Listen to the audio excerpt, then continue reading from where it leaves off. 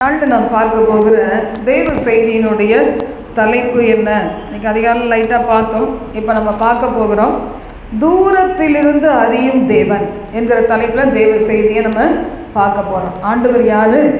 தூரத்திலிருந்து நம்மை அறிகிற தேவன். ஒவ்வொரு நாளும் நம்ம அதிகாலையில் எழும்புகிறோம், அப்போ கூட தப்பிச்சிருவோம். சில நேரம் மத்தியானம் சும்மா உட்காந்துருக்கிற நேரம் பார்த்திங்கன்னா ஒரு கலக்கம் வரும், ஒரு பயம் வரும். சில பேருக்கு சாயந்தரம் வரும், சில பேருக்கு ராத்திரி நேரத்தில் ஒரு பயம் பிடிக்கும்.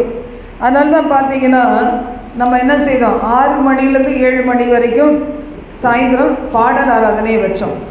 அதுக்கப்புறம் என்ன செய்தோம், இப்போ கொஞ்சம் ஊழியங்கள் மாறி போகுது. அதனால் சில நேரம் நான் தூங்கிறேன். ஆக்சுவலாக தூங்கிறேன், தூங்கக்கூடாது தான், ஆனால் தூங்கிறேன். பாருங்கள், நீங்கள்லாம் ஜோம் பண்ணிங்கன்னா 5:30 மணிலேருந்து 6:30 மணி வரைக்கும், 6:30 மணிலேருந்து நான் வேறு ஒரு ஊழியத்தில் அந்த டீமில் இருக்கிறதுனால 5:30லேருந்து 6:30 வரைக்கும் நாங்கள் சிஸ்டர் தூங்க விடாதீங்கன்னு ஜோப் பண்ணிங்கன்னா நம்ம அந்த 1 மணி நேரம் என்ன செய்வோம், ஆராதிப்போம்.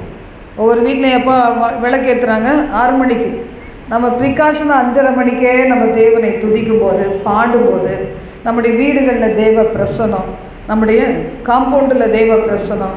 நான் என்னுடைய மகளுடைய வீட்டில் இருக்கும்போது அதை நல்லா அனுபவித்தேன். சும்மாவே வெட்டி அங்கே உட்காந்துருக்கிற நேரம், கவலைப்படுற நேரம், நம்ம எடுத்து சொல்லி சொல்லி கேட்காததை நம்ம கேட்டு கஷ்டப்படுற நேரம் என்ன செய்யலாம், கரெக்டாக அந்த 6 மணிக்கு உட்காந்துருவோன்னு நான் நினச்சேன். அப்போ பாருங்கள், அங்கே அபுதாபியில் துபாயில் இருக்கும்போது அந்த 6லேருந்து 7 மணி வரைக்கும் எப்போ நான் பாடி நம்ம எல்லோரும் சேர்ந்து துதிக்க ஆரம்பித்தோமோ, நான் எந்த பிரச்சனையை ரொம்ப பெருசாக போட்டு குழப்பிக்கிட்டு இருந்தேனோ அது ஈஸியாகி போச்சு. குறிப்பிட்ட நேரத்துக்குள்ள அந்த அம்மா வந்து உட்காந்துருவாங்க வீட்டில். எனக்கு அது ரொம்ப ரிலாக்ஸாக இருக்கும். ஏன்னா நம்ம அப்படி தான் பிள்ளைகளை வளர்த்தோம். ஒரு குறிப்பிட்ட நேரத்தில் போகணும், குறிப்பிட்ட நேரத்துக்கு வந்துடணும். அதுதான் நம்ம இந்தியன் கல்ச்சர். இல்லை, ஃபாரின் கல்ச்சர் வேறு. இந்தியன் கல்ச்சர்னால் அப்போ இருந்துச்சு, இப்போ எப்படி இருந்தோ தெரில. அப்போ வந்து ஒரு முறை இருந்துச்சு. 6 மணி ஆனால் வீட்டை விட்டு வெளியே போகிறதுக்கு பயம். இப்போவும் பயமாக தான் இருக்குது. சாயந்தரம் 6 மணிக்கு இப்போ பாருங்கள், எனக்கு 12 மணிக்கு வர்றதுக்கு பயமே கிடையாது. அப்போ அந்த மாதிரி காலம் மாறி போயிடுச்சு. அப்போ நம்ம பாடும்போது, துதிக்கும் போது எல்லாம் ஒரு விடுதலை. அதனால தான் ஒரு பயம் வருது. 6 மணியான பக்கு பக்குன்னு 5:45 ஒரு மாதிரி அடிக்கும். அப்படியே இந்த ஹார்ட் பீட்டே நின்ற மாதிரி இருக்கும். சில நேரம் வெள்ளிக்கிழமை, செவ்வாய்க்கிழமை, சில குறிப்பிட்ட நாட்கள்லாம் இருக்குதுல்ல, பிசாசின் கிரிகள் கட்டவிழ்க்கப்படுகிற நாள். நான் இங்கே ஒரு 10:30க்கு கிளம்பி வரலான்னு நினச்சின்னா 10 மணிலேருந்தே ஒரு மாதிரி ஒரு பயங்கர ஒரு இருள் அப்படி வந்து எதிர்த்து நிற்குது. அப்போ நான் நினச்சேன், உட்காந்துட்டேன். நான் எழுந்துட்டேன். எழுந்து ஒரு கால் எடுத்து நல்லா மிதித்து அந்த பிசாசு தலையை நசுக்கிட்டு அதுக்கப்புறம் எழுந்துட்டேன். போய் பாட்டை போட்டுட்டு கொஞ்ச நேரம் நல்லா சத்தமாக பாடி துதிக்க ஆரம்பிச்சிட்டேன். அதுக்கப்புறம் தான் புறப்பட்டு இங்கே வர முடிஞ்சுது. பாருங்கள், நம்ம எதிராளியான சாத்தான் ஒரு நாள் கூட ரெஸ்ட் எடுக்கவே மாட்டான். அப்போ பெண்களாகிய நமக்கு ஒரு பங்கு இருக்குது. என்னென்னா, நம்ம எப்போவுமே விழித்திருக்கணும். எங்கள் வீட்டில் ஒரு அம்மா வேலை செய்கிறாங்க. அவங்க சொல்லுவாங்க, நான் விடிகால 3 மணி 4 மணிக்கே எழுந்து பழகி போயிட்டேன். இப்போவும் அப்படி தான் எழும்புறாங்கிறாங்க. அவங்க எங்கள் வீட்டு வேலைக்கு வர்றதுக்குள்ள அவ்வளோ வேலைகளை செஞ்சு முடிச்சுட்டு சுறுசுறுப்பாக குளித்து ட்ரெஸ் மாற்றி அவங்க வருவாங்க. அவங்க வந்தாலே என் வீட்டில் எனக்கு ஒரு என்ன சொல்கிறது, எழுப்புதல் மாதிரி. உடனே நானும் கிச்சனுக்கு போயிடுறேன். இல்லை சாப்பாடு செய்கிறதுக்கு ரொம்ப சோம்பேறி. நான் செய்யவே மாட்டேன். அவங்க வந்துட்டாங்கன்னா மடமட நானும் போய் குக் பண்ணி வச்சுட்டு ஈஸியாக நான் ஆண்டவர் பாதத்தில் உட்காந்து ஜெபம் பண்ணிட்டு பசிக்கிறப்ப சாப்பிடுவேன். அந்த சோம்பேறித்தனமே போயிடுது. அப்போ ஒருத்தருக்குள்ளே இருக்கிற சுறுசுறுப்பு தான் அந்த டீமுக்குள்ளேயே பரவக்கூடியதாக இருக்குது. ஒரு மனைவி, ஒரு லேடி, இல்லைன்னா ஒரு ஸ்திரீ, என்னென்ன வேணால் சொல்லிக்கலாம். பார்த்துக்கோங்க, நம்முடைய குடும்பத்தில் நம்மக்கிட்ட சுறுசுறுப்பு இருந்துச்சுன்னா, நம்மக்கிட்ட சமாதானம் இருந்துச்சுன்னா, நமக்குள்ள சந்தோஷம் இருந்துச்சுன்னா, நம்மக்கிட்ட ஆரோக்கியம் இருந்துச்சுன்னா, நமக்குள்ள விசுவாசம் இருந்துச்சுன்னா, நமக்குள்ள ஒரு பரிசுத்தம் இருந்துச்சுன்னா, நமக்குள்ள ஆவிக்குரிய ஆசை, ஒரு எழுப்புதல், வாஞ்சை இருந்துச்சுன்னா, இது என்ன செய்யும், நம்முடைய குடும்பத்துக்குள்ள முழுவதும் பரவக்கூடியதாக இருக்கிறது. அல்லேலூயா. நாம் தான் விளக்கு ஏற்றுறவங்க, அப்படி தானே? ஒரு வீட்டில் போய் கேட்டேன், நான் ஒரு இடத்த கேட்டேன், சர்ச்சுக்கு இடம் கொடுக்க. அந்த ஆள் என்ன சொல்லிட்டான், நாங்கள்லாம் அது சொல்ல விரும்பலை. அதனால் எங்களுக்கு எப்போவுமே என்ன செய்யணும், விளக்கேற்றி வைக்கணும். அந்த விளக்கேற்றுறதெல்லாம் நீங்கள் செய்ய மாட்டீங்க, கொடுக்க முடியாது போங்கன்ட்டாங்க. நம்ம எப்படி இருக்கிறோம், நம்மளே ஒரு விளக்கு தான், அப்படி தானே? மீகா அதிகாரத்தில் வாசிக்கும் போது, என் சத்துருவே எனக்கு விரோதமாய் பெருமை பாராட்டாதே, நான் இருளில் இருந்தாலும் வெளிச்சம் என்னை சுற்றிலும் கர்த்தர் வெளிச்சமாக இருக்கிறார். விழுந்துட்டேன்னு நினச்சி சந்தோஷப்படாதே, மறுபடியும் எழுந்திருப்பேன். எவ்வளோ நல்ல ஆண்டவர் பார்த்தீங்களா? விழுறது எழும்புறது, விழுறது எழும்புறது சாதாரணமாக இருக்கலாம். நீதிமான் 7 தரம் விழுந்தாலும் எழுந்திருப்பான்னு பைபிளில் சொல்லியிருக்கு. அதுக்காக உழுந்து உழுந்து எழும்புறது வாழ்க்கையாக யோசித்து பாருங்கள். 10ஆம் படியிலேருந்து கீழே விழுந்தீங்கன்னா முதல் படியிலேருந்து ஆரம்பிக்கணும். இப்படி தான் ஆவிக்குரிய வாழ்க்கை. இன்றைக்கி ஏன் நிறைய பேருக்கு அபிஷேகத்தில் வளர முடியல, பெற்றுக்கொண்ட அபிஷேகத்தை காத்துக்கொள்ள முடியல? எல்லாரும் வந்தால் ஒரு சந்தோஷம், சமாதானம். அடுத்த தடவை இன்றைக்கி சனிக்கிழமை, இன்றைக்கி வெள்ளிக்கிழமை, நாளைக்கு சனிக்கிழமை வேறு ஒரு இடத்துல ஊழியத்துக்கு போகிறோம், அடுத்த நாள் ஞாயிற்றுக்கிழமை ஊழியத்துலேயும் இருப்போம், திங்கக்கிழமை ரெஸ்ட்டு. நான் ரெஸ்ட்டு உங்களுக்கு கொடுத்துட்டா எனக்கு ரெஸ்ட்டு வேணும்ல. என் துணியெல்லாம் யார் க்ளீன் பண்ணுறது, என் பிள்ளைகளுக்கு எதாவது செய்து இது கொடுக்கணுன்னா அதான் திங்கக்கிழமை. இங்கே இல்லை, தூரத்தில் இருந்தாலும் அவங்களுக்கு ஏதோ ஒன்று செய்யணும் அப்படின்னு பிளான் போட்டோன்னா அன்றைக்கி தான் செய்ய முடியுமே. அப்போ பாருங்கள், இன்றைக்கி அந்த மாதிரி நம்ம ரெஸ்ட்டு கொடுத்தோன்னா பார்ப்பாங்க. திங்கக்கிழமை ஒரு வேளை தாக்கு பிடிப்பாங்க, செவ்வாய்க்கிழமை மறுபடியும் கூடிடுறோம், புதன் வியாழன் லீவ் விட்டுறேன். ஏன்னா எனக்கு பர்சனல் ஜபம் வேணும் பார்த்தீங்களா. அப்போ அந்த புதன் வியாழன் லீவ் விட்ட உடனே என்ன ஆயிடுது, வியாழக்கிழமை சாயந்தரம் மூஞ்சை பார்த்தா இவ்வளோண்டு தான் இருக்கும், அப்படியே கடுகளவுக்கு சுருங்கி போயிடும். அப்போ எதுக்கு நம்ம மிஸ் பண்ணுறோம்? எங்கே மிஸ் பண்ணுறோன்னா, பெற்றுக்கொண்ட சமாதானத்தை காத்து கொள்வது கிடையாது. கொஞ்சோண்டு எண்ணெய் இருந்துச்சுன்னா, கொஞ்சோண்டு தீபம் எரியுது, இங்கே இருக்கும்போது கொஞ்சம் அதிகமாக எரியுது, வீட்டுக்கு போனோன்னே காற்றடிக்குது, அது அணையலாமா வேணாமா, அணையலாமா வேணாமான்னு ஏதோ தாக்கு பிடிச்சி இருக்கும். நம்ம என்ன செய்யணும், திரி எல்லாத்தையும் நல்லா கட் பண்ணி, அப்பப்போ வர பாரங்கள், அப்பப்போ வருகிற பாவ சுமை, அப்பப்போ வருகிற டிஸ்கரேஜ்மெண்ட், டிஸப்பாயின்மெண்ட், அதெல்லாத்தையும் கட் பண்ணி தூக்கி போட்டுட்டு அதுக்கப்புறம் என்ன செய்யணும், ஃப்ரெஷ் ஆயில். அந்த லேம்பில் ஆயில் ஊற்றினா தானே எரியும், விளக்கில் ஆயில் ஊற்றணும். மண்ணெண்ணெய் லைட்டு உங்கள் கண்ணு முன்னாடி கொண்டு வந்துடுங்களேன். மண்ணெண்ணெய் லைட்டு எப்படி எரியும்? இப்போ ரொம்ப கிடையாது, இருந்தாலும் அந்த காலத்தில் எரிச்சிருப்போம்ல. ஒரு விளக்கு கொளுத்தி வைக்கணும்னா விளக்குக்குள்ளே எண்ணெய் வேணும், எண்ணெய்க்குள்ளே திரி வேணும், அந்த திரி உள்ளுக்குள்ளேயே முழுகி இருக்கணும். திரி மேலே என்ன செய்யணும், அது கருப்பாக இருக்கக்கூடாது. அதெல்லாம் கட் பண்ணிவிட்டு நல்லா, சில பேர் என்ன செய்வாங்க, அந்த திரியை கூட அந்த டாப் லெவலில் டாப்பை கூட அந்த எண்ணெயில் டிப் பண்ணி, லைட்டாக டிப் பண்ணி வைப்பாங்க. அப்போ தான் எரியுமே. அப்போ பாருங்கள், இப்படி நம்ம வாழ கற்றுக்கொள்ளணும். அப்பப்போ ட்ரிம் பண்ணுறதுக்கு யாரும் ஒருத்தர் வரமாட்டாங்க, நம்ம தான் என்ன செய்யணும், நம்மளை சரிப்படுத்திக்கணும். நேற்று ராத்திரி அப்படி தான் இருந்துச்சு, ரொம்ப கஷ்டமாக இருந்தது, மூச்சு விடுறதுக்கே எனக்கு கஷ்டமாயிடுச்சு, அவ்வளோ வலிக்க ஆரம்பிச்சிருச்சு. அந்த நினைவு, சில காரியங்கள் நம்ம கேட்கும்போது ரொம்ப டிப்ரெஸ், ரொம்ப சரீரம் பாடாக அடைஞ்சிருது. இன்றைக்கி காலையில் திரும்பி கொஞ்ச நேரம் நினச்சேன், அப்போது ரொம்ப கஷ்டமாயிடுச்சு. அப்போ ஒரு ஊழியக்காரர் நமக்காக ஜெபித்தார், எனக்காக ஜெபித்தார். அப்போது ஜெபிக்கும் போது ஓரளவுக்கு, ஆனாலும் நான் நினச்சேன், நான் தான் வெளியே வரணும், பாஸ்டர் வெளியே கொண்டு வந்து விடுவார், எனக்கு போட்டிருக்க கட்டு நான் தான் எழுதிட்டு வரணும் அப்படின்னு சொல்லி எழுந்து தெம்பாக நான் நினச்சேன். சாதாரண புடவை கட்டக்கூடாது, கொஞ்சம் நல்ல பூஸ்டாக நம்மளுக்கு ஒரு உற்சாகம் கொடுக்கக்கூடிய ஒரு நல்ல ஒரு ட்ரெஸ்ஸு போடணும்னு நினச்சேன். நல்லா எடுத்து வச்ச ட்ரெஸ்ஸை தூக்கி உள்ளே தூக்கி போட்டுட்டு திறந்து பார்த்தேன், இது பிரைட்டாக தெரிஞ்சிச்சு, கலர் எடுத்து போடுன்ட்டு. இன்றைக்கி எப்படி வந்தாச்சு, பிரைட்டாக வந்தாச்சு. ஹல்லேலூயா. இன்றைக்கி ஆண்டவருடைய வார்த்தை சொல்லுது, கர்த்தர் எப்படிப்பட்டவரா, தூரத்தில் இருந்து அறிகிறவர். அப்போது நான் தான் சுமையை சுமக்கலை, ஆண்டவர் என்னை தூரத்திலிருந்து அறிகிறவர். சங்கீதம் 139 முதல் 2 வசனம் சொல்லுகிறது, கர்த்தாவே நீர் என்னை ஆராய்ந்து அறிந்திருக்கிறீர், என் உட்காருதலையும் என் எழுந்திருக்குதலையும் நீர் அறிந்திருக்கிறீர், என் நினைவுகளை தூரத்திலிருந்து அறிகிறீர். அப்போ எவ்வளோ சந்தோஷமாக இருக்குது பார்த்தீங்களா. என் நினைவு ஒரே குழம்புது, என்னுடைய மனம் குழம்புது, என்னுடைய சிந்தை குழம்புது, என் இருதயம் குழம்புது. ஆனால் இந்த குழம்புகிற சிந்தை இருதயத்தை என்ன செய்கிறேன், நீ தூரத்திலிருந்து அறிகிறேன். இப்போ எவ்வளோ நல்ல தேவன் பாருங்களேன்.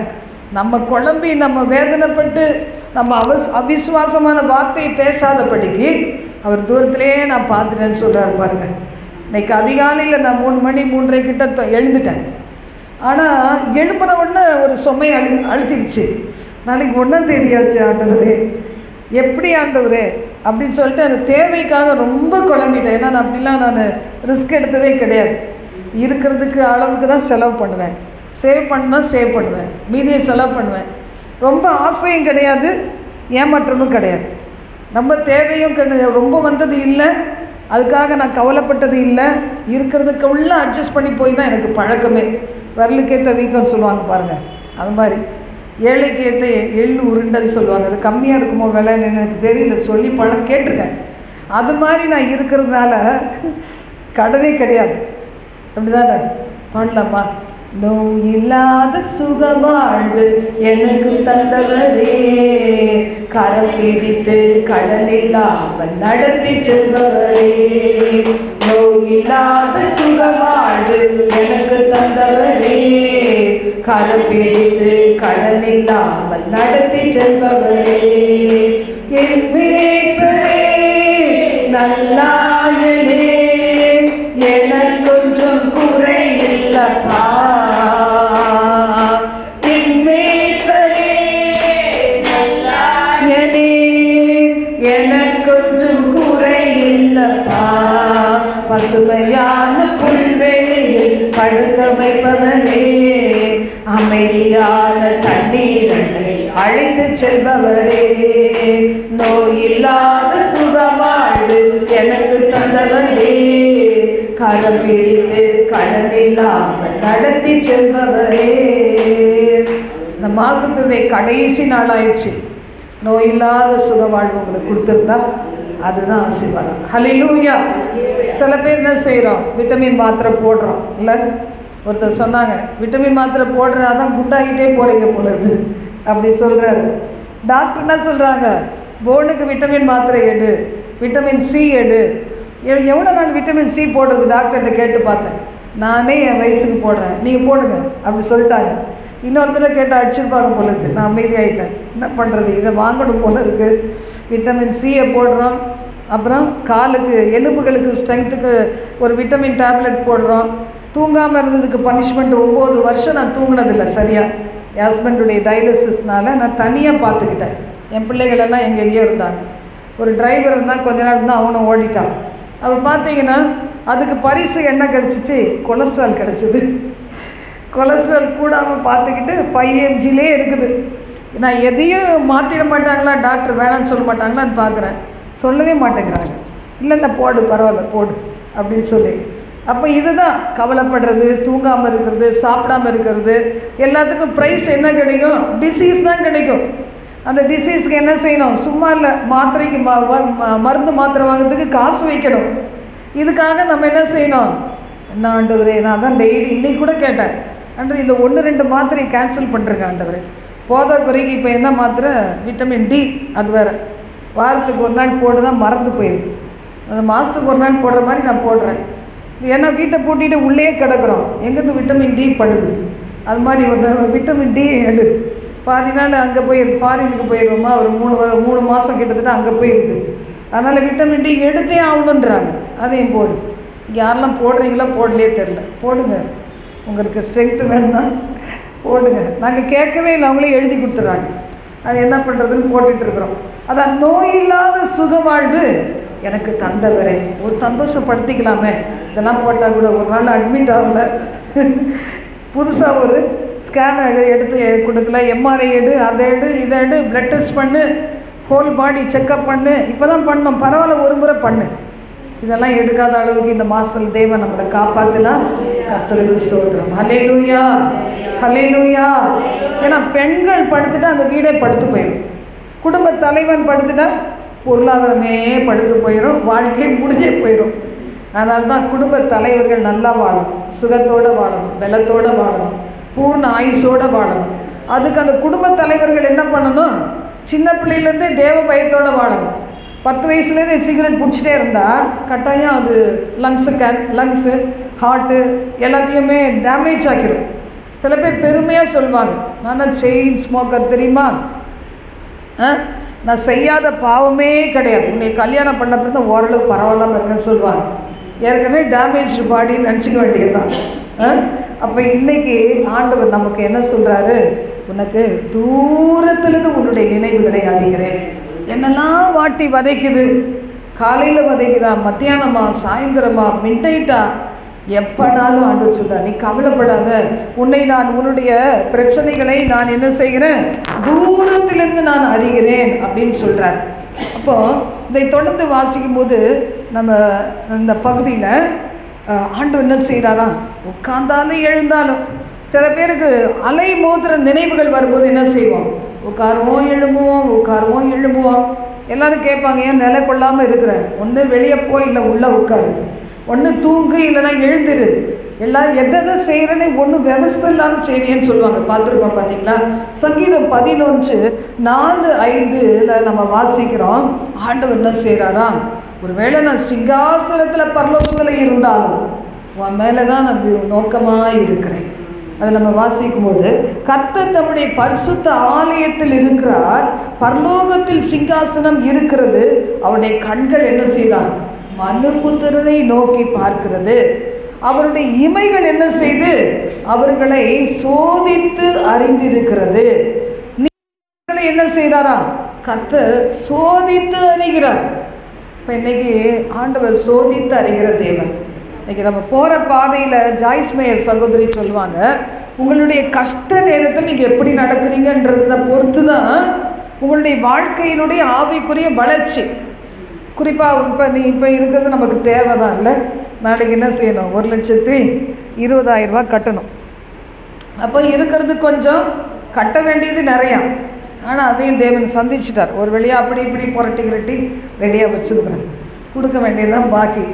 ஏன்னா கொஞ்சத்தை போட்டு நிறைய பிடிக்கணும்ல. மீன் பிடிப்பாங்க பார்த்தீங்களா, அதில் என்ன செய்வாங்க, ஒரு சின்ன மீனை அதில் கட்டிட்டு என்ன செய்வாங்க, ஒரு கட்டையில் ஒரு நூல் வச்சு கட்டிட்டு இப்படி போடுவாங்க, பெரிய மீன் அகப்படும். அதே மாதிரி தான் தேவனுடைய ராஜ்யத்துக்காக நம்ம விதைக்கும் போது என்ன ஆகும், பெரிய மீன் அகப்படும். அப்பப்போ தேவைகளெல்லாம் நமக்கு சந்திக்கப்படும். யாருக்காக போடுகிறோம், தேவனுடைய ராஜ்யம் விஸ்தாரம் அடைவதற்காக, தேவனுடைய சமூகம் நிறைய நம்ம போகிற இடத்துல வருவதற்காக. ஃப்ரீ கிடையாது, இலவசமே கிடையாது, எல்லாம் கொடுத்து தான் நம்ம செய்கிறோம். சில நேரம் இலவசமாக இருந்துட்டு போகிறீங்கன்னு சொல்கிறாங்க, அதையும் நம்ம ஏற்றுக்க வேண்டியதுதான். கர்த்தர் அறிவார், அவ்வளோதான். அப்போ இதில் நம்ம பார்க்கும்போது சிங்காசனத்தை போட்டு பரலோகத்திலிருந்து பார்க்கிற தேவன் என்ன செய்கிறாரா, நம்முடைய மேலே தான் அவர் நோக்கமாக இருக்கிறார். அவர் சோதித்து அறிகிறார். நீ ஆபிரகாமை சோதித்து அறிந்தார் பார்த்தீங்களா? ஆதியாகமம் 22:9-12 வெள்ளிக்கிழமை நமக்கு படிக்கிறதுக்கு ஆட்கள் வரல, அதனால தான் என்ன செய்ய வேண்டியிருக்கு, இப்படி அப்படியுமா அலைய வேண்டியிருக்கு. தேவன் அவனுக்கு சொல்லியிருந்த இடத்துக்கு வந்தார்கள்.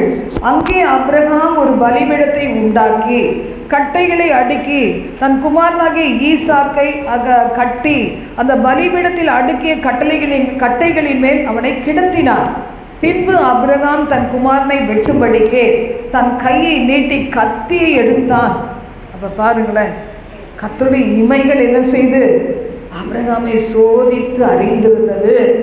என்ன செய்யலாம் பார்க்கலாம் என்று சொல்லி யோபுவை சோதித்து அறிந்த ஆண்டவனுடைய இமைகள், தேவனுடைய இமைகள் யோபுவை சோதித்து அறிந்தது. இன்னைக்கு கூட நீதிமானாக நீங்கள் இருக்கிறீங்கன்னா நம்ம சோதனையிலேருந்து எல்லாம் தப்பிச்சுட்டு வந்துடல. நமக்கு சோதனைகள் இருக்கும்போது வரும், ஒருத்தருக்கு ஒவ்வொரு விதமான சோதனைகள். அதில் வரும்போது ஆண்டவர் என்ன செய்கிறாரா, அந்த மனுஷனை நீதிமானை என்ன செய்கிறாரா, கண்ணோக்கி பார்க்கிறார். யோபுவை பாருங்கள், சாத்தான் கையில் ஒப்பு கொடுத்துட்டாரு. ஆனால் யோபு மேலே தான் ஆண்டவருடைய கண்கள் இருந்திருக்கும் பாருங்கள். சாத்தானுக்கும் அவன் மேலே தான் கண்டு இருந்திருக்கும், ஆனால் ஆண்டவருக்கும் அந்த கண்களெல்லாம் யோபு மேலேயே இருந்திருக்கும். ஐயோ, என் தாசனாகிய யோபு, நான் சொன்ன வார்த்தை நிமித்தம் தான் இன்றைக்கி சோதிக்கப்படுகிறான். அதனால தான் நல்ல ஒரு வார்த்தை உண்டு, ஜெபம் உண்டு, எங்களை சோதனைக்கு உட்படாத்தாமல் தீமையிலேருந்து எங்களை ரட்சித்து கொள்ளும். ஒரு ஊழியக்காரர் சொல்வார், இப்படி ஜெபம் பண்ணுங்கன்னு. அதனால் எனக்கு என்றைக்கா ஞாபகம் வந்துச்சுன்னா இதை ஆட் பண்ணிக்கோ, அப்பா சோதனை வேணாம்ப்பா, அப்படி தானே. கல்லை கடந்து மண்ணை கடந்து முள்ளை கடந்து அப்புறம் கண்ணாடி பீசஸ்லாம் கூட கடந்து போகிறோம். போதப்பா சோதனை, அப்படி தான் நம்ம கேட்குறோம் பாருங்கள். அப்போ ஆண்டவருடைய கண்கள் இன்றைக்கி இங்கே உட்கார்ந்துருக்க உங்களெல்லாம், யூடியூப்பில் பார்க்குற உங்களை, இந்த இடத்துல பார்த்து கொண்டு இருக்கிற உங்களை எல்லாரையும் நம்மளை என்ன செய்தான், நோக்கி பார்த்து கொண்டே இருக்கிறது. நான்லாம் அப்படி தான் என் பிள்ளைகளை தூரத்தில் வச்சுட்டு என்ன செய்கிறேன், எப்போவும் அதுங்களை லிசன் பண்ணிக்கிட்டே இருக்கிறேன். அதுங்க நம்மளை நோக்கி பார்க்காது, அதுங்களுக்கு நிறைய இருக்குது. குடும்பம் இருக்குது, நண்பர்கள் இருக்காங்க, பொருளாதாரம் இருக்குது, என்டர்டெயின்மெண்ட் பிளேஸ் இருக்குது. இதெல்லாம் விட்டுட்டு நம்மளே மூஞ்ச பார்க்கும். அதனால் இந்த தடவை குறைச்சிட்டேன். இந்த வருஷம் நினச்சி பார்த்தேன், நம்ம வீடியோ காலே போகக்கூடாது. வீடியோ காலில் சந்தோஷமாகிடுறாங்க பார்த்தீங்களா. அம்மாவை தான் டெய்லி வீடியோ காலில் பார்க்குறோமே. இது போதாதுக்கு நான் எங்கெங்கே இருக்கேன்னா அப்போ ஒரு செல்ஃபி எடுத்து நான் அனுப்புவேன். சர்ச்சில் இருக்கேன், அங்கே போனேன், இங்கே போனேன். அவங்க நான் சொல்கிறாங்க. நான் ரொம்ப ப்ராம்ப்டாக கொடுத்துருந்தேன். இந்த வருஷம் தீர்மானிச்சிட்டேன், இனி கிடையவே கிடையாது. அம்மாவை தேடி கண்டுபிடிக்கட்டும். நம்ம என்ன செய்யலாம், ஜெபத்திலே நம்ம சோதித்து அறிகிறோம். இருந்தாலும் என்ன செய்கிறது, எப்போதும் நினைவாகவே இருக்கிறோம். நானும் தூக்கி போட்டுடலாம் நினைவாக பார்க்குறேன், முடிய மாட்டேங்குது. 2 நாள் தான், அதுக்கு மேலே முடிய மாட்டேங்குது. நம்மளே இப்படி இருந்தால் நம்முடைய ஆண்டவர் எப்படி இருப்பார் பாருங்களேன். அவர் என்ன செய்கிறார், நீதிமானுக்கு வரும் துன்பங்கள் அநேகமாக இருக்கும், அவைகள் எல்லாவற்றினின்றும் கர்த்தர் அவனை விடுவிப்பார். ஹல்லேலூயா. என்ன வந்தாலும் கர்த்தர் விடுவிக்கிற தேவன். என்ன வந்தாலும் ஆண்டவருக்கு தெரியாமல் வரவே இல்லை. நம்ம தூங்காமல் விழிச்சிருக்கிற இரவுகள், அதிகாலையில் எழும்பி திங்க் பண்ணுற காரியங்கள், வெளியவே சொல்ல முடியாதபடி மனசுக்குள்ளே போட்டு புதைத்திருக்கிற ரகசியங்கள், அது ஆண்டவருக்கு தெரியாதா என்ன? தெரியும். ஆக்சுவலாக தூரத்திலேருந்து உன்னை நான் பார்த்து கொண்டே இருக்கிறேன். என் இமைகள் உன்னை சோதித்து அறிந்திருக்கிறது அப்படின்னு சொல்கிறார் பாருங்க. நீ உட்கார்ந்தாலும் எழுந்தாலும் உன்னை நான் பார்த்துருக்கேன். ஏன் இது உட்காருது, ஏன் இது எழுந்திருக்குது, ஏன் ரெஸ்ட்லெஸ்ஸாக இருக்குது, படுத்து தூங்க வேண்டியதானே. சாப்பாடை தட்டில் போட்டுட்டு சாப்பிடாம ஏன் உட்காந்துருக்குது. கர்த்தருடைய கண்கள் என்ன செய்யுது, நோக்கி பார்க்கிறது. எதுக்காக நான்வெஜ் வேணான்னு தள்ளி வைக்குது, கர்த்தருடைய கண்கள் பார்த்து கொண்டே இருக்குது. ஒரு ஃபிட்னஸ்க்காக கிடையாது. சில அருவருப்புகள், சில மனசில் வேதனைகள் ஒரு வச்சு இதெல்லாம் சாப்பிடணும்னு ஆகி போகுது பார்த்தீங்களா. எதுக்கு இதெல்லாம் சாப்பிடுறது, எதுக்கெல்லாம் இதெல்லாம் போட்டுக்கிறது, எதுக்கு மேக்கப் பண்ணுறது, ஒன்றும் தேவையில்லை. நல்லா வச்சுருக்கிறாரு, அவரை மாதிரி அழகாக வச்சுருக்கிறார். எத்தனை பேர் நம்புறீங்க? அல்லேலூயா.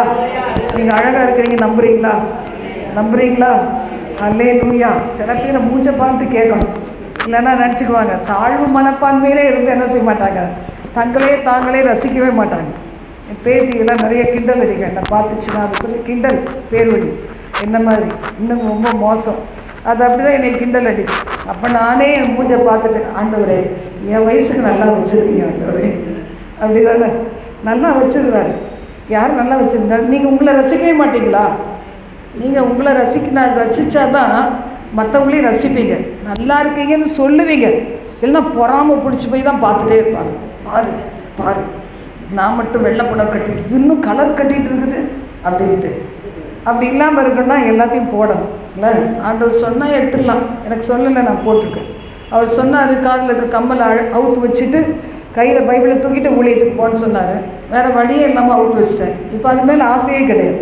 அப்போ ரொம்ப அழகாக இருக்குதுன்னு எங்கள் வீட்டிலலாம் எல்லாம் சொல்லிட்டாங்க. இப்போ தான் நீ மூஞ்சி நல்லா இருக்குது, காதில் நீளமாக தொங்க விட்டு முஸ்லீம் மாதிரியே இருந்தேன், இப்போ தான் நீ கிறிஸ்டியனாக இருக்கிற அப்படின்னு சொன்னாங்க.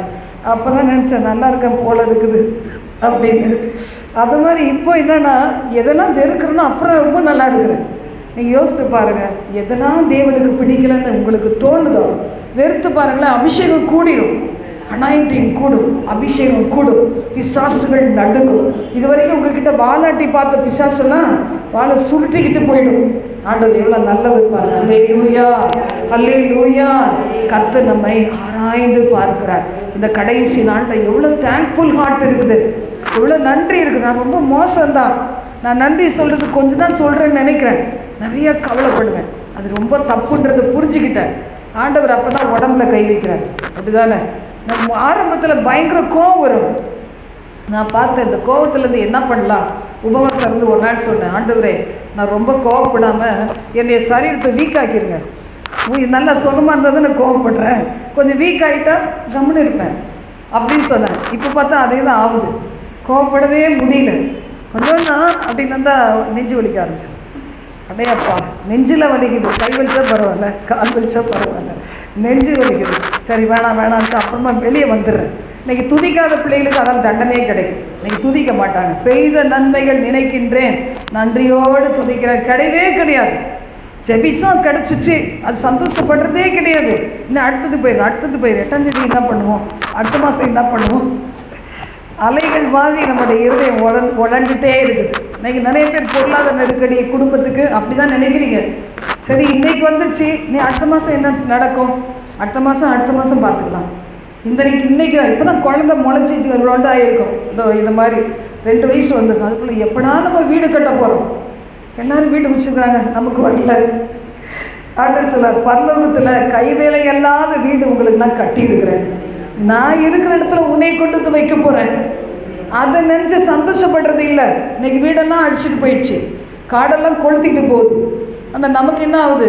துக்கம். என்றைக்கு என் குழந்தை பெருசாகிட்டா அதை படிக்க வைக்கிறதுக்குள்ளே நான் எப்போ வீடு கட்ட போகிறேன்? இப்போயே வீடு கட்டினா தான் பால் காய்ப்பு காய்ச்சல் தான். ஆண்டு சொல்ல, சும்மா எப்போ வேணும், எங்கே வேணும் எல்லாம் நான் உங்களுக்கு கொடுப்பேன்னு சொல்கிறார். அவர் கொடுக்காத ஒரு தேவன் கிடையாது. பெற்றுக்கொள்ளாத காரணம் நம்ம மொணன்றதுனால தான். ஆண்டோடைய வார்த்தை சொல்லுது பாருங்க, அவன் கத்தியை தான் ஓங்குறான். ஆண்டவர் சொல்ல, நிறுத்து, இப்போ நான் உன்னை அறிந்து கொண்டேன். நம்மளை அப்படி தான் அறிந்து கொள்ளுகிற தேவன் இல்லை. படகுல போட்டில் மீன்கள் வேணும்னா அந்த படகு எம்டி ஆகணும். இன்றைக்கி எம்டி ஆகிறதுக்கு விட மாட்டோம் பாருங்கள். நான் கூட அப்படி தான். ஏடிஎம்மில் குறைஞ்சிச்சுன்னா கவலை வந்துடும். என்னடா இது குறைஞ்சிருச்சு. ஒன்றும் பெருசாக கிளிக்க போகிறது கிடையாது. என்ன பெரிய பட்டியல் வச்சு வாங்கி திங்கர் போகிறது கிடையாது. ஏதோ ட்ரெஸ்ஸு பட்டுப்படை வாங்கி கட்டிக்க போகிறது கிடையாது. ஏதோ நகை எக்ஸ்ட்ரா வாங்கி மாட்டிக்க போகிறதும் கிடையாது. ஊர் சுற்ற போகிறதும் கிடையாது. ஆனால் பேலன்ஸ் எடுத்துக்கிட்டே இருக்கணும். இன்றைக்கி அப்படி தான் வயசானவங்களாம் என்ன செய்கிறாங்க.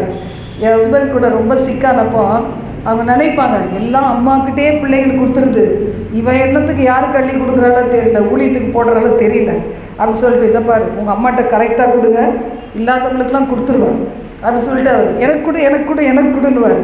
எங்களுக்காக பெரிய பட்ஜெட்டு, மெடிக்கல் பட்ஜெட்டு. எப்படி இந்த டயாலிசிஸ்லாம் எவ்வளோ இருக்கும் பாருங்கள். அவருக்கு எப்போவுமே என்ன வேணும்? பர்ஸ் நிறைய பணம் வேணும். அப்புறமா அவருக்கு அதை கவுண்ட் பண்ணுறதுக்கு தெரியல. அப்போ நாங்கள் என்ன பண்ணுவோம், இதாண்டா நல்லா சாக்குன்னு சொல்லிட்டு பைபிள் ஒரு பர்ஸு நல்ல பர்ஸாக வாங்கி அது நிறைய நாங்கள் கொடுத்துருவோம். எப்படின்னா அவர் கேட்பார் 5000 ரூபா, நாங்கள் என்ன கொடுத்தாலும் அவருக்கு தெரியாது. ஆக மொத்தம் பர்ஸை தொட்டால் அவ்வளோ பெருசாக வேணும். கொஞ்சம் அதிகமாக வச்சுட்டோம்னா இல்லாததுக்கு உருவிக்கும். என்ன பண்ணுறது? காருக்கு கொடுக்கணும், 500 ரூபா கொடுக்கும். என்ன பண்ணுறது? இது மாதிரி சில பேருடைய எண்ணங்கள் எல்லாம் உலகத்தையே சுற்றி வரும் பாருங்கள்.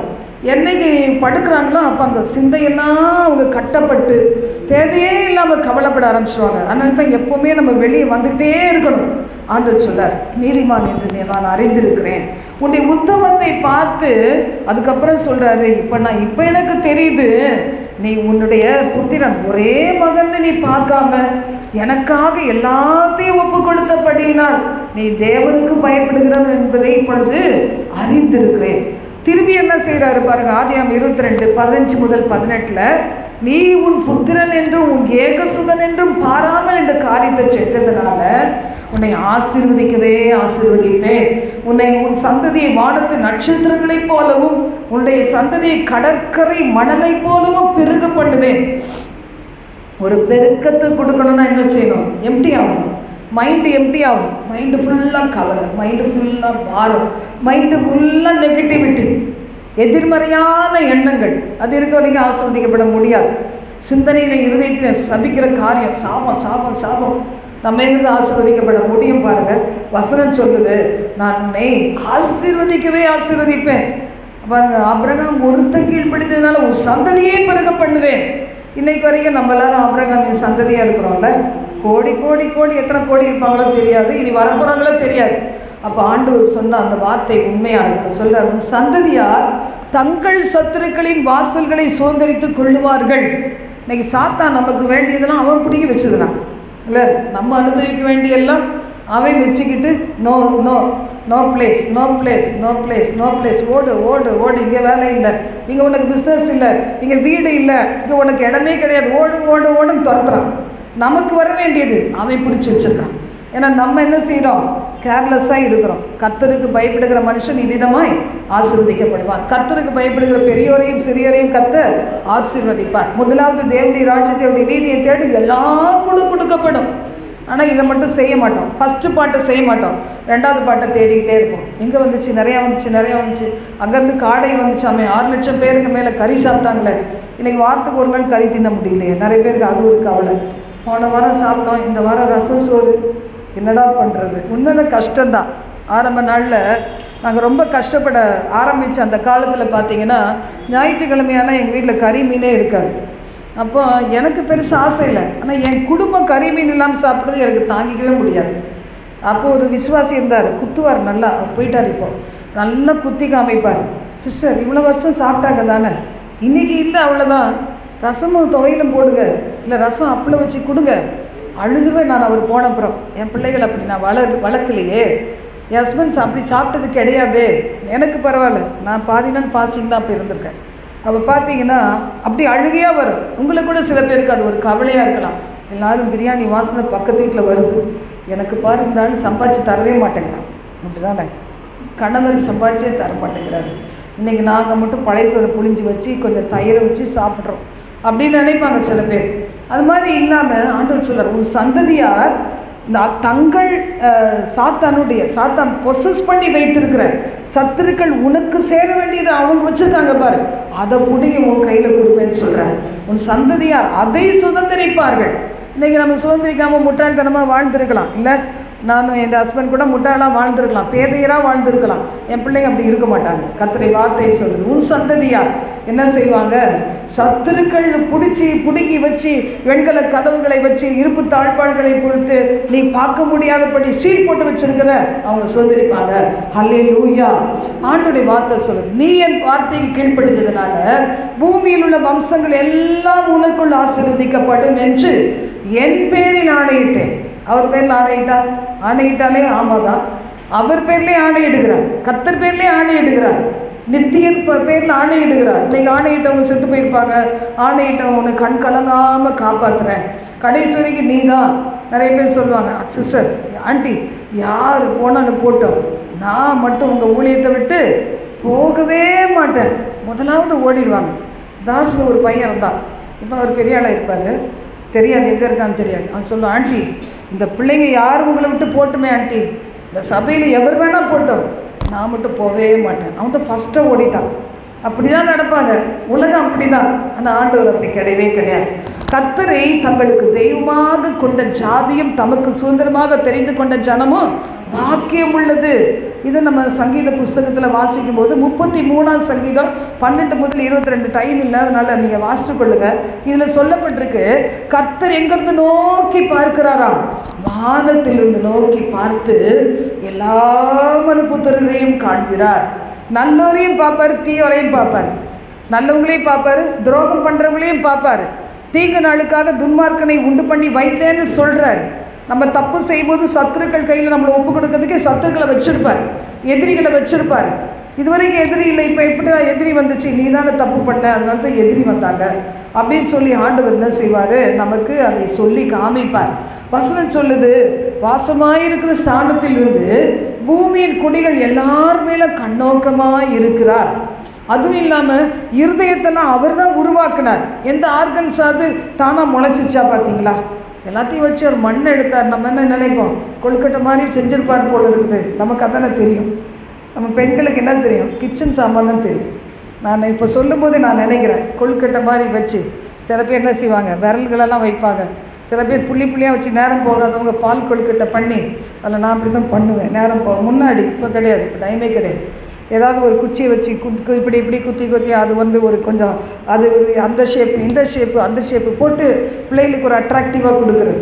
ஆனால் அந்த காலம், இந்த காலம் எங்கே இருந்து எல்லாம் எங்கே விக்கி தான் எடுத்து கிண்டி கொடுத்துட்றாங்க, இதுதான் ஷேப் பாருங்கன்ட்டு. அப்போல்லாம் பிள்ளைகளை வளர்க்குறது ஒரு கலையாக இருந்துச்சு, சந்தோஷமாக இருந்துச்சு, ஆசைப்பட்டதெல்லாம் கொடுப்போம். இப்போவும் புத்தி மாற மாட்டேங்குது. யார் வீட்டுக்காவது கூப்பிட்டா என் பிள்ளைக்கு இது பிடிக்கும், என் பிள்ளைக்கு இது பிடிக்கும், அவங்க வைஃப் என்ன சொல்லுவாங்க, என் புருஷனுக்கு என்ன பிடிக்கும்னு எனக்கு தெரியும், நீ போ அங்கே போய் உங்கள் வேலையை பார்த்துட்டு போன்றுவாங்க. அப்படி தான் உலகம் இருக்குது இல்லை. அப்போ என்ன செய்யணும், கம்முன்னு ஆண்டவர் பாத்தில் வந்து உட்காந்துடணும். ஏசு பாதம் எனக்கு போதும், ஏசு பாதம் எனக்கு போது, ஏசு பாதம் எனக்கு போது, எந்த நாடு ஆனந்தமே பாதம் அமர்ந்து கண்ணீர் சிந்தி, பாதம் அமர்ந்து கண்ணீர் சிந்தி கதறி அழுதிடுவே, நான் கதறி அழுதிடுவே. ஏசு பாதம் எனக்கு போதும், ஏசு பாதம் எனக்கு போதும், எந்த நாடு ஆனந்தமே, எந்த நாடு ஆனந்தமே.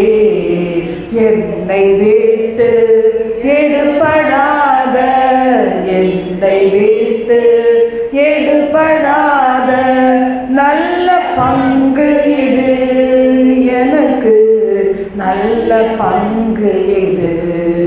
இயேசு பாத எனக்கு போது, இயேசு பாத எனக்கு போது.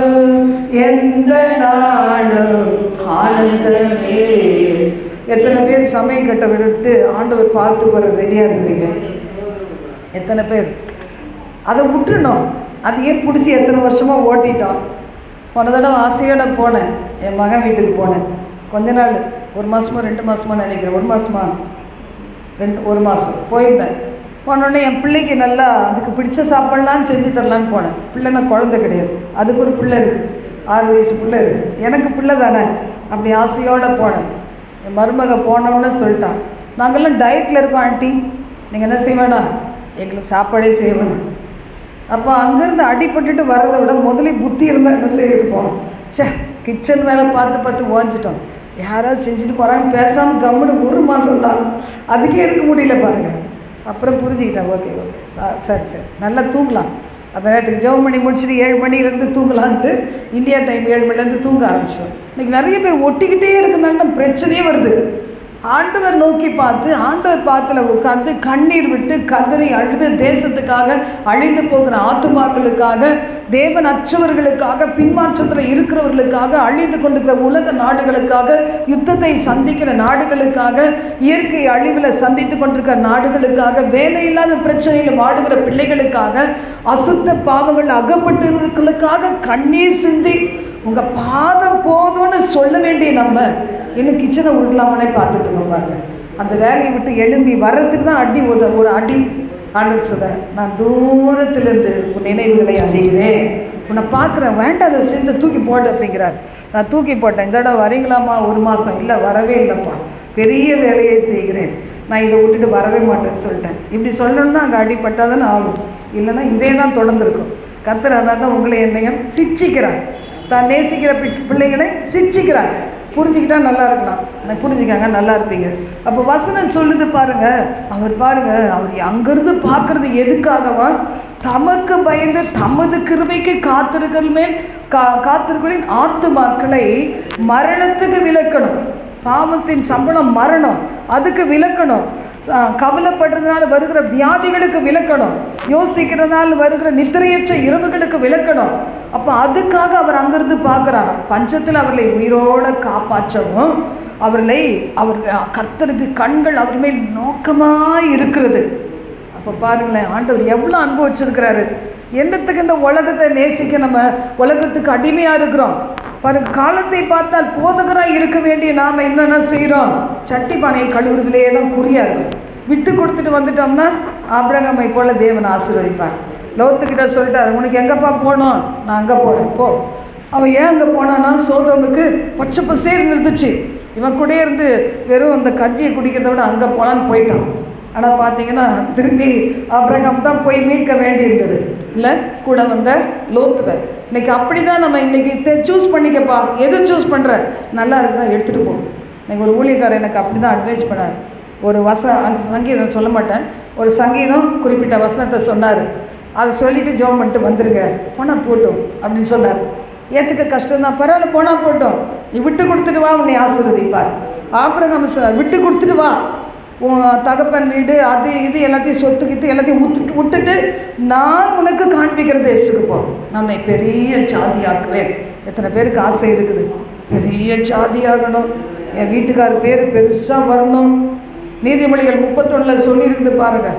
குணசாலியான ஸ்திரியாக இருந்தால் அவங்களுடைய புருஷனெல்லாம் பிரபுக்களோட ராஜாக்களோட உட்கார வைப்பாராம்.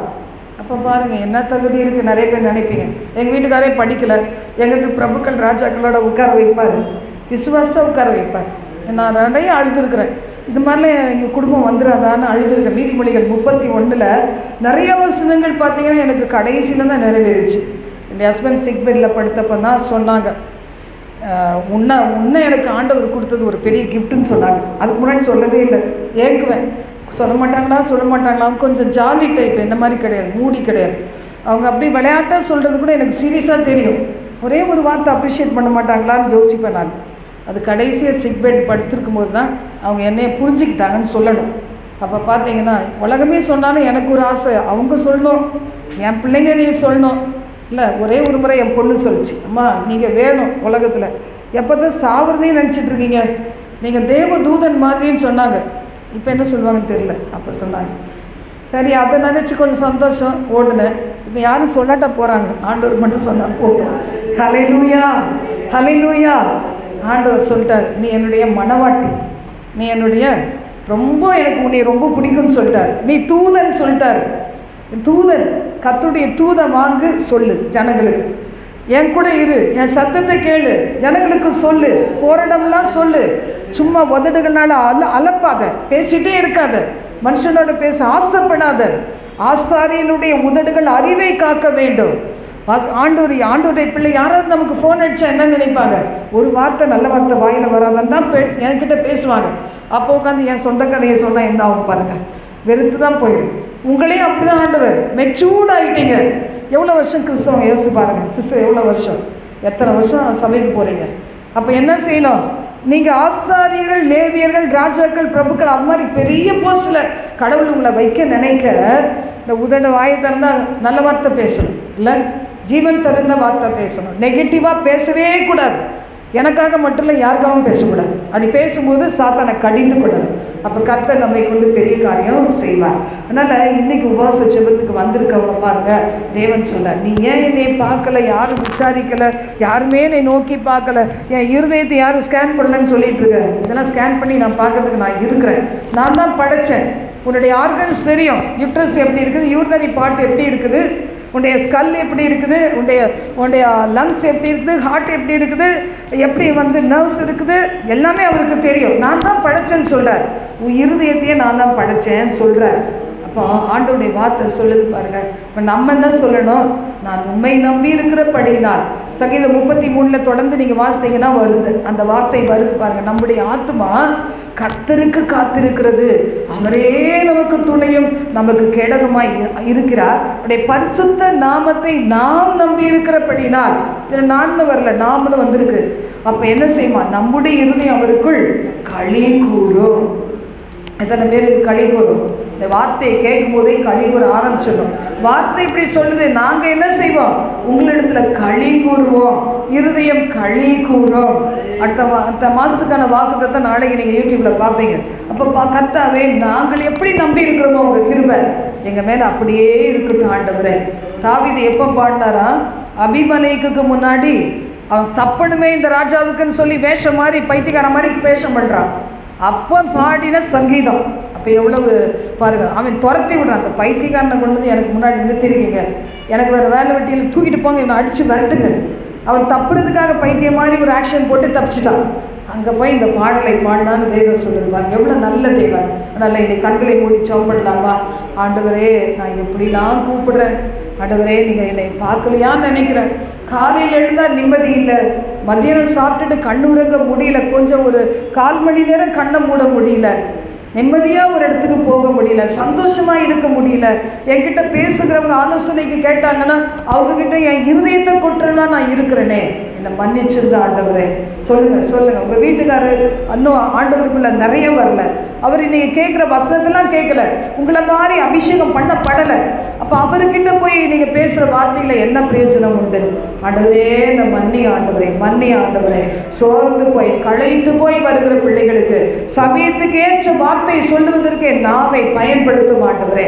என் பிள்ளைகளுடைய வாழ்க்கையை கட்டி எழுப்புவதற்கு ஊழியம் செய்த போதாது ஆண்டவரே. என் பிள்ளைகளுடைய வாழ்க்கையை கட்டி எழுப்புவதற்கு, அவர்களுக்கு இந்த ஊழியத்தினுடைய கனமான இந்த ஊழியத்தினுடைய காரியத்தை புரிய வைப்பதற்கு எனக்கு நாமளே வார்த்தைகளை தார், என்னை ஞானத்தினால் நிரப்பும். நீங்க கேளுங்க, என் பிள்ளைகளுக்கு புரிய வைக்கிறதுக்கு ஞானத்தினால் நிரப்பும், புத்தினால் நிரப்பும் என்று கேளுங்க. ஆண்டவரே, தேவையாய் இருக்கிறோங்க, எங்களுக்கு சமுதாயத்துல பழக தெரியல ஆண்டவரே, பேச தெரியல ஆண்டவரே, யாராவது எங்களுக்கு டீல் பண்ணி கொடுப்பாங்களா?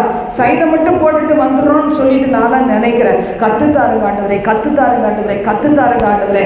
ஆண்டவரை கேளுங்க. ரீபாலா சந்தர் அதி யாங்கரபா உஷால ரீபாலா ரதி யாந்துரிகா பரபா உஷபா ரபா ஹப ரப ஹப ரப ஹப.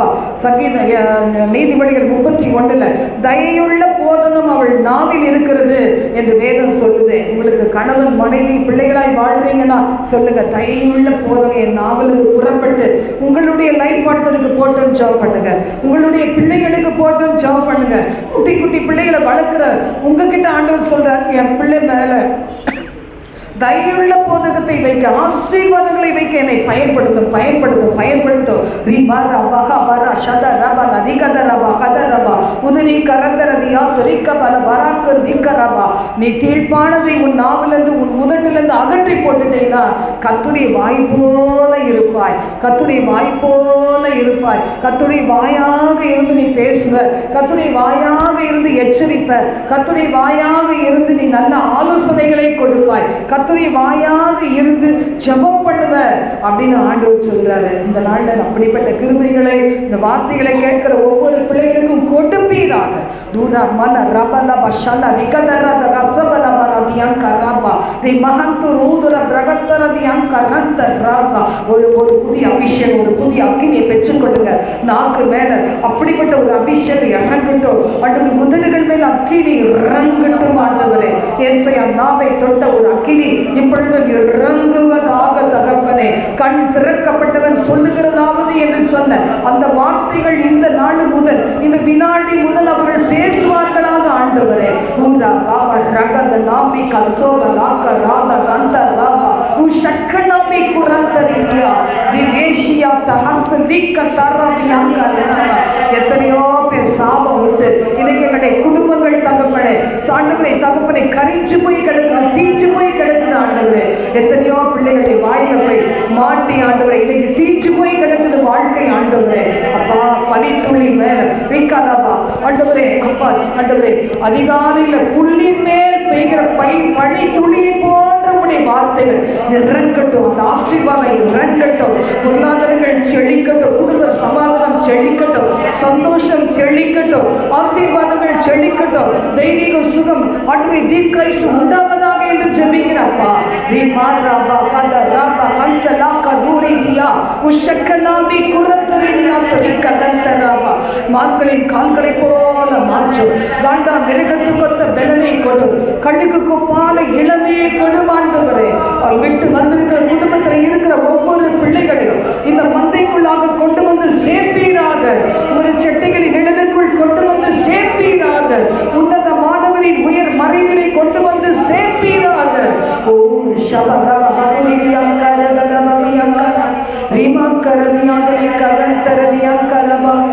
என் நிமித்தமாக என் பிள்ளைகளை தள்ளிடாதீங்கப்பா, என் குடும்பத்தினரை தள்ளிடாதீங்க தகப்பனே. சொல்லுங்க, கேளுங்க கேளுங்க. குடிகார கணவனை தள்ளிடாதீங்க, எங்க வீட்டில் இருக்க பாவத்தை நிமித்தம் எங்க குடும்பத்தை தள்ளி போட்டுறாதீங்க, எங்க சபையை கைவிடாமல் நடத்துங்கப்பா. ஆண்டவரே ஒரு சிலர் இருக்கலாம், அடைகள் இருக்கலாம், அவங்க நிமித்தமாக தூக்கி திரிகிற ஒரு சிலர் நிமித்தமாக இந்த Springs of Living Water Ministries வாசனை கெட்டு போகாதபடி காப்பாற்றுங்க தகப்பனே.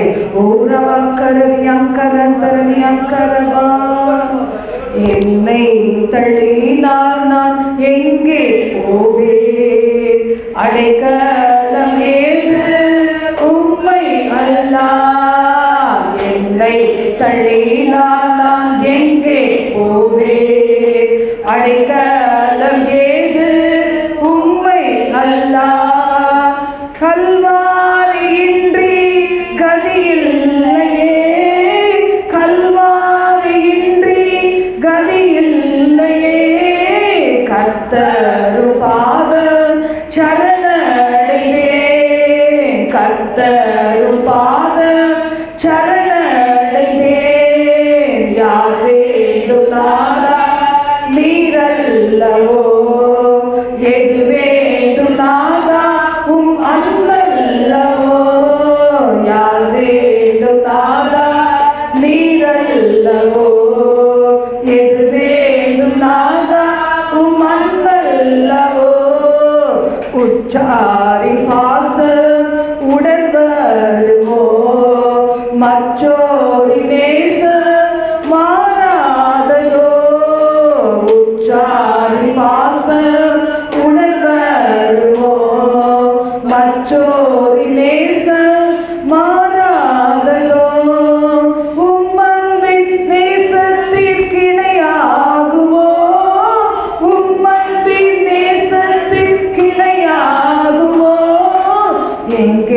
நான் போவேன் உம்மை அல்லால்? எங்கே நான் போவேன் உம்மை அல்லால்? யார் வேண்டும் நாதா நீரல்லவோ?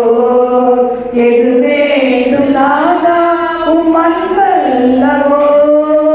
யார் வேண்டும் நாதா நீரல்லவோ?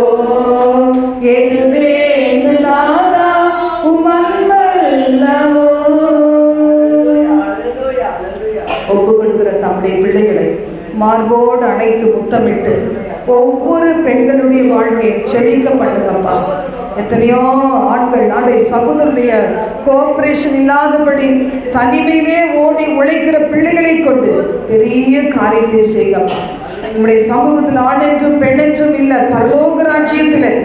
ஆனால் இந்த நாட்களில் ஆண் என்றும் பெண் என்றும் வித்தியாசம் இல்லாதபடி 2 பேரும் உழைக்கிறாங்க, 2 பேரும் படிச்சிருக்கிறாங்க. அப்படி இருக்கும்போது குடும்பங்களிலே சமாதானத்தை கொடுத்து கணவனும் மனைவியும் ஒரே மாம்சம் என்று சொல்லி இருக்கிறேன், ஒரே இருதயத்தோடு அவர் வாழ்ந்து சுகித்திருக்க பெரியவர்களுடைய ஆலோசனை நல்லதாக இருந்தால் கேட்டு அதற்கு கீழ்ப்படிய உபே பண்ணுகிற அந்த ஸ்பிரிட் கொடுங்க. கர்த்தர்தாமே குடும்பங்களை ஆசீர்வதியும். ஒவ்வொரு கணவன் மனைவியாய் இணைந்து வாழட்டோம்ப்பா. ஒரே ஒரு வாழ்க்கை ஆண்டவரே, புள்ளி பூவை போல சாய்ந்து போகும் நிழலை போன்ற வாழ்க்கை. ஒருவரை ஒருவர் விட்டு பிரியாதபடிக்கு, பணத்துக்காக பிரிந்து போகாதபடி ஒரே இடத்துல இருந்து வாழ்ந்து சுகித்திருக்க பிள்ளைகளை ஆசீர்வதிக்க செல்லுகிறப்பா. ஆண்டவரே, அவர்களை சுற்றிலும் அவருடைய பிள்ளைகள் ஒளிமர கன்றுகளை போல இருக்கும்படி ஆசீர்வதிக்கிறப்பா. அவர்கள்கிட்ட இருக்க மிஸ் அண்டர்ஸ்டாண்டிங், சண்டை போடுற காரியங்கள், இதை பார்க்கிற பிள்ளைகள் சிதறி போகாதபடி, வாலி பிள்ளைகள் மனம் திரும்பும்படி, தாயும் தகப்பனுக்குள்ளாக உண்டாயிருக்கிற அந்த மாறுதலை காண்கிற பிள்ளைகள் ஆண்டவரே அவர்கள் தாட்டை கர்த்தருக்குள் வரும்படி, குடும்பத்திற்குள் இணைந்து நடக்கும்படி இயேசுவின் நாமத்தால் வாழ்த்தி ஆசீர்வதித்து செல்கிறேன். பிள்ளைகளை வாழ்ந்து சுகிந்திருக்க பண்ணும், ஆசீர்வதி, பெரிய காரியங்களை செய்யும். எல்லா நாசமோசங்களுக்கு விலக்கி காத்து உடைய வருகைக்காக ஆயத்தப்படுத்தும். கரங்களிலே எடுத்து அவர்களை பயன்படுத்தும் ஆசீர்வதியும். இயேசுவின் நாமத்தில் ஜெபிக்கிறோம் பிதாவே. ஆமென், ஆமென். என் ஆத்துமாவே கர்த்தரை ஸ்தோத்திரி, என் முழுவலமே உடைய பரிசுத்த நாமத்தை ஸ்தோத்திரி. என் ஆத்துமாவே கர்த்தரை ஸ்தோத்திரி, அவர் செய்த சகல உபகாரங்களை மறவாதே. ஆமென். ஹல்லேலூயா, ஹல்லேலூயா, ஹல்லேலூயா.